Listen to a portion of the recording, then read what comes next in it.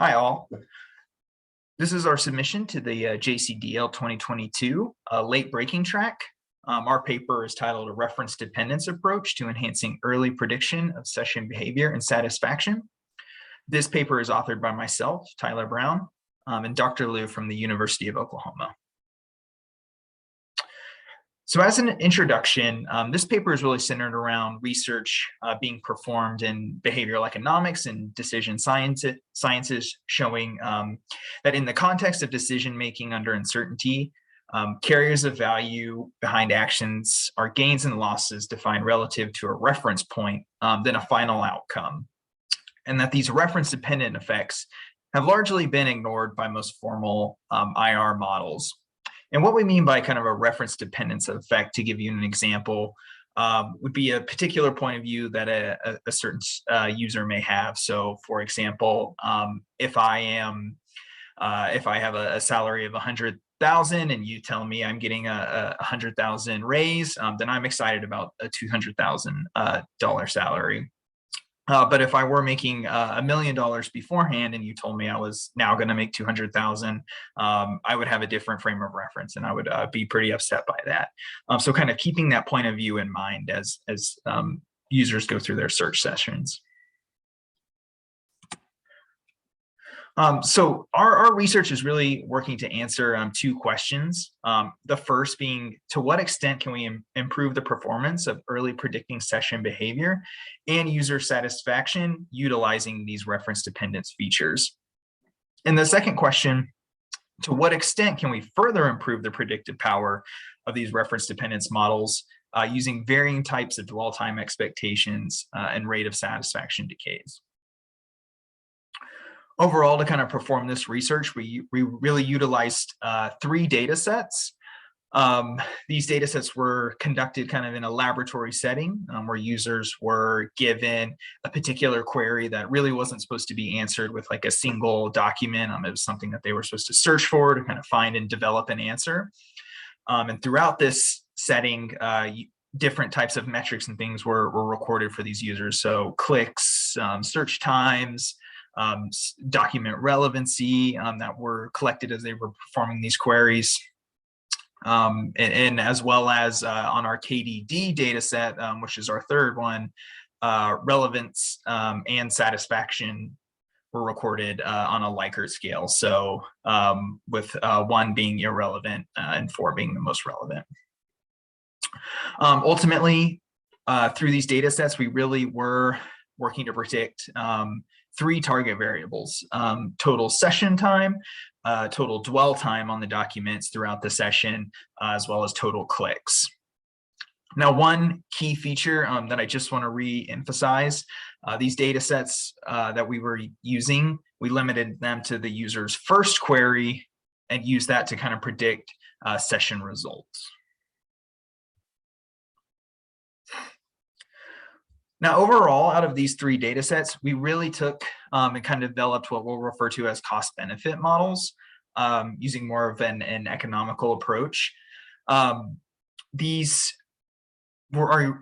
cost-benefit models are really going to be used as kind of a baseline in which we'll compare our reference dependence features against, and combine typical types of metrics that would be seen in prior research. So things like relevant documents over kind of the total documents, relevant clicks and total clicks, different types of metrics there. Now, the difference between the split on the that you see on the screen, the KDD data set, as mentioned on the last slide, was provided satisfaction data, which is not in the other 2.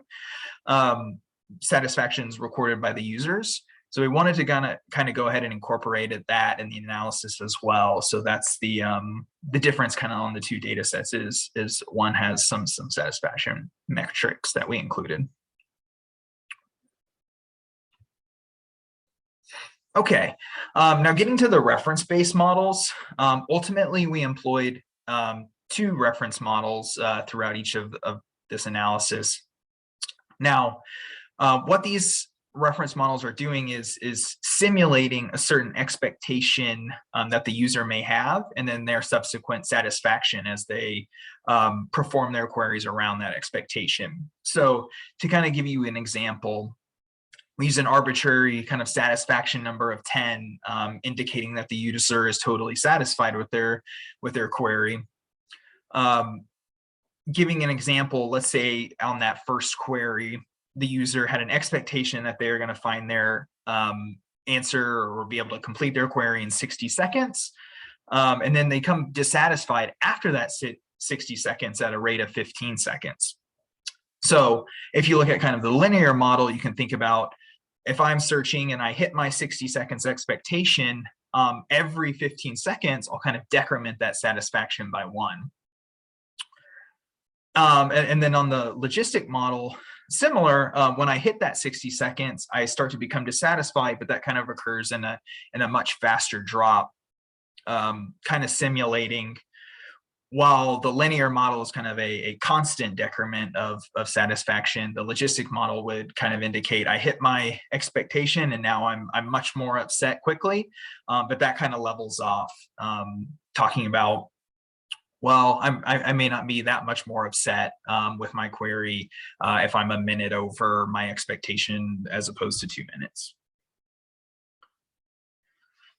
Now, on our first research question, we really kind of looked across each data set and each target variable and used 5 different models shown on the slide to go and predict on each of those target variables using just the cost benefit metrics, and then kind of using those cost benefit metrics and adding one of our reference metrics or reference features to kind of see if we see any improvement in performance.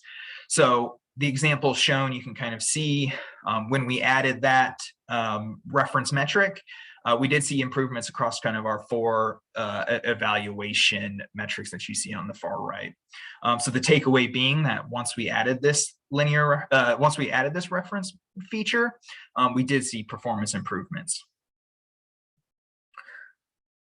On our second research question, we took, now that we had an idea that those reference features may improve performance, that we can kind of simulate what was that user's starting expectation and rate of decay to hopefully kind of develop a potential thought around what users expected as they came into these queries. So we used both the linear and the logarithmic model across each of the data sets on each target variable to kind of see what were the best results. And what we found is that what turned out the best metrics was using that logarithmic model, as well as we found that the best results is when you kind of set that starting expectation for the user at 30 to 60 seconds with a sharp rate of decay at 15 seconds. So overall, in conclusion, what do these tell us? In our first research question, we discovered that by including that reference feature, incorporating that user's expectation as they entered their first query, that we did see performance improvements in the predictive power when including that feature. And on our second research question, we found that users tended to kind of perform where in that logarithmic fashion, where once they hit their expectation, they did have a steep drop off in satisfaction and that simulated satisfaction, but that tended to level out rather than a kind of constant decline in satisfaction. In addition, as mentioned, we found that users tended to expect to complete their query in 30 to 60 seconds and really quickly dropped off once they hit that point. Now, for future work considerations, as mentioned earlier on our data sets, these were performed in a lab type setting. So if you were going to expand on this research, you could kind of conduct a more authentic task, as well as different types of searches, and kind of expand on that task source and environment where different types of all of our metrics were kind of time-based, so you could include different types of reference features or whatnot to expand on this. But that's all our presentation, and please feel free to reach out and let me know if any questions. Thank you.